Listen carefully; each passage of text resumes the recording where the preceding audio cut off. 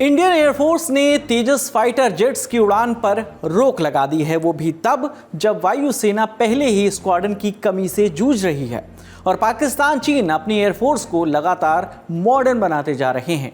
तो आज के शो में इसी तेजस संकट की बात करेंगे। 40 साल बाद भी पेच कहां फंसा हुआ है, हजारों करोड़ रुपए के इन्वेस्टमेंट और राष्ट्रीय सुरक्षा को लेकर क्या चिंताएं खड़ी हो गई हैं। तेजस के साथ अब कौन सा हादसा हुआ, तेजस बनाने वाली सरकारी कंपनी HAL की क्या प्रतिक्रिया आई, वायुसेना की ओर से क्या एक्शन लिया गया और अब क्या सवाल उठे हैं, सब कुछ विस्तार से जानेंगे। साथ ही जानेंगे कि बिहार में आखिर मांस बेचने पर बैन क्यों लगा है और यूथ कांग्रेस AI समिट वाले प्रोटेस्ट में अब किसकी गिरफ्तारी हुई है। नमस्ते, विकास वर्मा नाम है मेरा और आप देख रहे हैं दी लल्लन टॉप शो।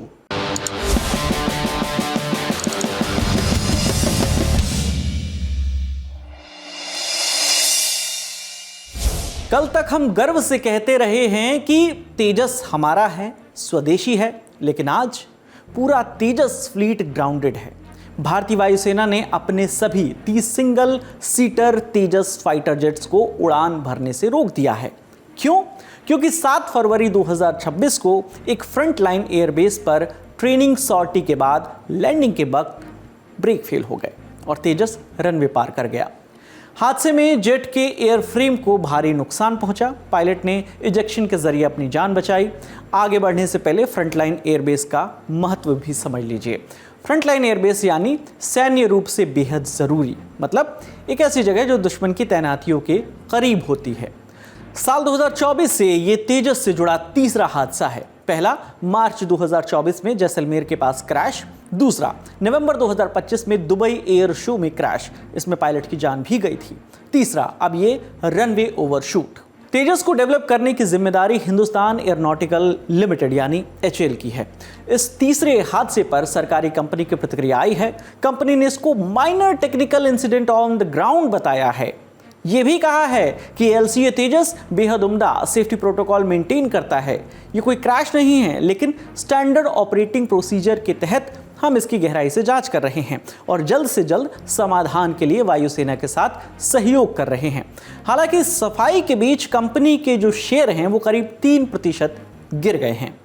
दूसरी ओर एयरफोर्स की ओर से अभी तक इस पर कोई भी आधिकारिक बयान सामने नहीं आया है, लेकिन पूरे के पूरे फ्लीट को ग्राउंड कर देने से बड़े सवाल उठे हैं, खासकर तब जब भारतीय वायुसेना पहले ही स्क्वाड्रन की कमी से जूझ रही है।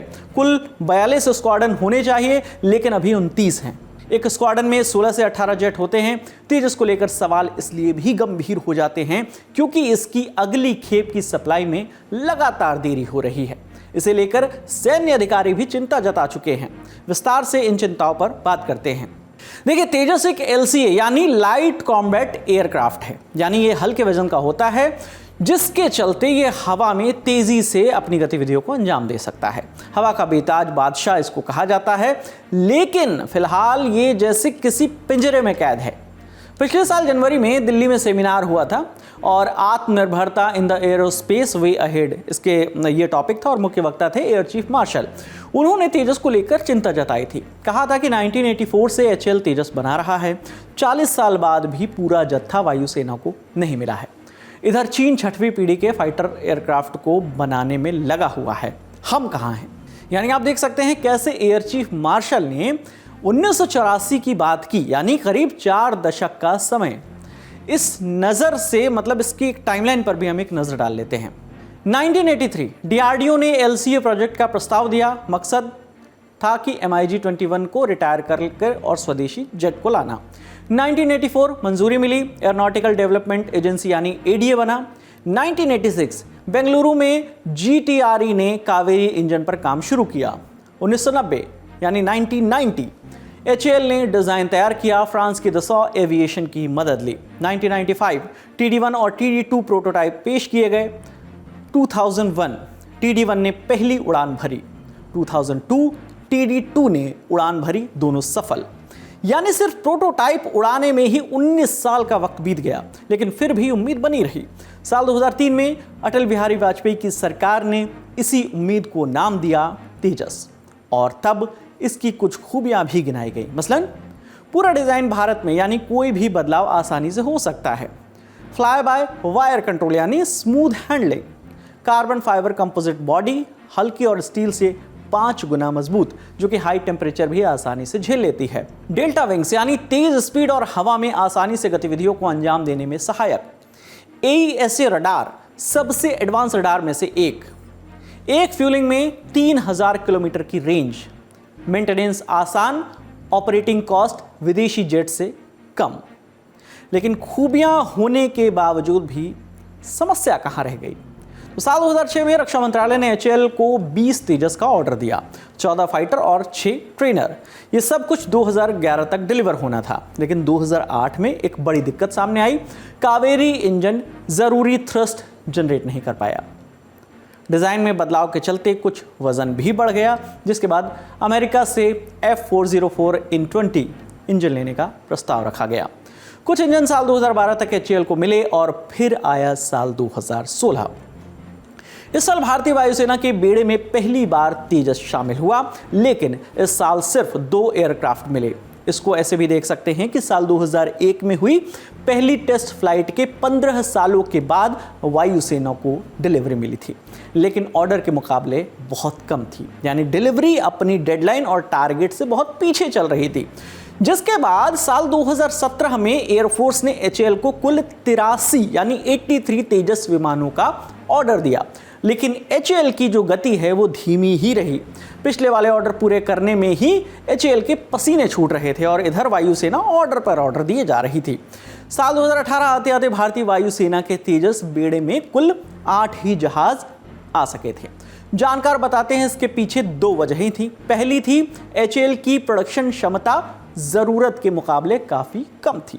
दूसरी, GE के जो इंजन हैं वो भी काफी धीमी गति से आ रहे थे। साल 2020 तक 8 और तेजस मार्क 1 आए, लेकिन नंबर से कंफ्यूज मत होइएगा। साल 2010 में जो 40 जहाजों वाला जो ऑर्डर था ना, HAL उसको आज भी पूरा नहीं कर पाया है।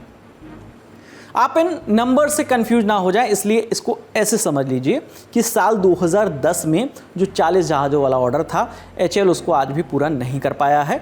एक और स्क्वाड्रन नंबर 18 उर्फ फ्लाइंग बुलेट्स को तेजस मार्क 1 से लेस करने का काम अभी भी चल रहा है। देरी की वजह से जेट के डेवलपमेंट की कीमत भी बढ़ी है। 2015 में आई CAG की रिपोर्ट बताती है कि देरी के कारण इंडियन एयरफोर्स को करीब 20,000 करोड़ रुपए का नुकसान हुआ है। 2006 में एक तेजस जेट की कीमत करीब 116 करोड़ रुपए आंकी गई थी। 2025 में ये 640 से 650 करोड़ तक हो गई है, लगभग 5 गुना ज़्यादा। लेकिन परेशानियां इतनी ही होती तो क्या बात थी। जो HAL अभी तक तेजस मार्क 1 की डिलीवरी कर पाने में पीछे छूट रहा है, साल 2015 के आसपास उसके बाद तेजस मार्क 1A की जिम्मेदारी रख दी गई थी। दरअसल तेजस मार्क 1 जब बनकर रेडी हुआ तो समझ में आया कि इसका प्रोटोटाइप और जनरेशन दोनों समय के हिसाब से पुराने हैं। इस समय तक तो 5वीं पीढ़ी के एयरक्राफ्ट भी मार्केट में आ चुके थे। अमेरिका, रशिया और चाइना के पास इस समय 5th जनरेशन के जेट फाइटर हैं, जो F-22, F-35, Su-57, J-20 और J-35 इसी लिस्ट में आते हैं। और अपना तेजस मार्क 1 4th जनरेशन का LCA है। ऐसे में हमारी वायुसेना को कम से कम 4.5 जनरेशन का जेट तो चाहिए ही था, जिसके चलते तेजस मार्क 2 की डिमांड रखी गई। जानकार बताते हैं कि फंडिंग और रिसर्च में देरी होती रही, इसलिए मार्क 2 के मुकाबले एक किंचित कमतर विकल्प सामने रखा गया, मार्क 1A। इसे मार्क 1 के मुकाबले 40 पॉइंट्स पर मतलब इसमें बदलाव किए गए थे। रडार सिस्टम को अपग्रेड किया गया था। वेपनरी में भी कुछ बदलाव किए गए। वायुसेना को इससे संतोष करना पड़ा। साल 2021 वायुसेना ने HAL को 83 मार्क 1A का ऑर्डर दिया। फिर साल 2025 वायुसेना ने 97 यानी 97 मार्क 1A का ऑर्डर दे दिया। लेकिन HAL की ओर से कितने मार्क 1A डिलीवर किए गए? जवाब है 0। यानी आप समझ सकते हैं कि भारतीय वायुसेना इस समय किस संकट से गुजर रही है। फ्रांस से राफेल खरीद को एक समाधान के तौर पर देखा जा रहा है। हाल ही में 114 राफेल वाली डील एक बड़ी कामयाबी के तौर पर देखी जा रही है, लेकिन इनके आने में अभी वक्त है। भारत खुद भी अपना 5th जनरेशन का फाइटर जेट डेवलप करने की कोशिश कर रहा है। AMCA यानी advance medium combat aircraft project के तहत पहल रूस के साथ ये किया जाना था, लेकिन फिर सरकार ने आत्मनिर्भरता के तहत देश के भीतर ही इसे डेवलप करने का फैसला लिया। हालांकि इसके भी 2035 से पहले पूरे होने की संभावना नहीं है। इस बीच खबर यह भी है कि भारत रूस से ही 5वीं पीढ़ी का फाइटर जेट सुखोई 57 खरीद सकता है। इस बीच हमारे दोनों पड़ोसी यानी पाकिस्तान और चीन लगातार अपनी एयर पावर का विस्तार कर रहे हैं। ऑपरेशन सिंदूर के दौरान हमने देखा कि कैसे मॉडर्न वॉरफेयर में हवा की लड़ाई का महत्व कितना बढ़ गया है। बात नेशनल सिक्योरिटी की है और भारत की एयर पावर आज भी एक अहम मोड़ पर खड़ी हुई है। पिछले 2 दशकों में उठाए गए कदम आज भारी पड़ते प्रतीत हो रहे हैं। भारत को एक मजबूत और आधुनिक वायुसेना की जरूरत है और तुरंत जरूरत है। सब कुछ हमारे नीति निर्माताओं के अगले कदम पर निर्भर है। अब रुख करते हैं सुर्खियों का। पहली सुर्खी है बिहार से। अहुआ मटन से लेकर फिश करी के लिए मशहूर बिहार, अब खुले में यहां पर मांस मछली बेचने पर बैन लगा दिया गया है। मांस मछली खाने पर बैन नहीं लगा है, केवल स्कूल कॉलेज, धार्मिक जगहों और भीड़ भाड़ वाले इलाकों के पास खुले में मांस मछली नहीं बिकेगा। बैन के पीछे का कथित लॉजिक भी सरकार ने दिया है।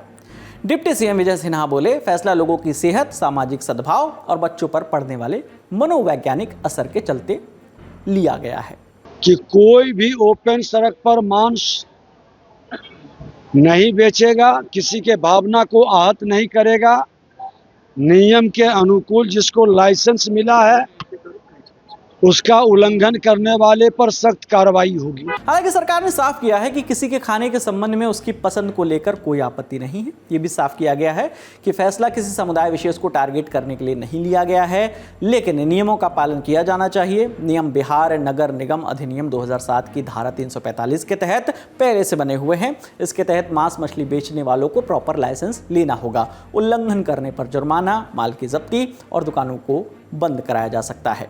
डिप्टी सीएम ने बताया कि बीते दिनों दरभंगा दौरे पर लोगों ने उनसे शिकायत की थी। लोगों ने सड़क किनारे मांस की बिक्री होने वाली उससे जो गंदगी होती है, दुर्गंध होती है और भीड़ भाड़ को लेकर चिंता जताई थी। इन्हीं रिएक्शन को ध्यान में रखकर सरकार ने यह फैसला लिया है। दूसरी सुर्खी आई है एआई समिट से। एआई समिट में प्रोटेस्ट करने वाले कांग्रेस कार्यकर्ताओं की गिरफ्तारियां जो हैं वो जारी है। मामले में अब तक 7 लोगों को गिरफ्तार किया जा चुका है। लेटेस्ट जो गिरफ्तारी है वो 36 साल के अजय कुमार और 24 साल के राजा गुर्जर की हुई है। इससे पहले ग्वालियर के यूथ कांग्रेस के पूर्व प्रदेश सचिव जितेंद्र यादव को गिरफ्तार किया गया था। आरोपियों के खिलाफ सरकारी काम में रोक डालना यानी सरकारी काम में बाधा, आपराधिक साजिश के तहत मामला भी दर्ज किया गया है। उधर दिल्ली पुलिस ने यूथ कांग्रेस के अध्यक्ष उदय भानु चिब को भी पूछताछ के लिए बुलाया। पुलिस का कहना है कि 6 लोग अभी रडार पर हैं, उनकी खोजबीन चल रही है। इसके अलावा प्रोटेस्ट में इस्तेमाल हुए पोस्टर और टी-शर्ट को जब्त कर लिया गया है। एक्शन के बाद रिएक्शन भी आया है।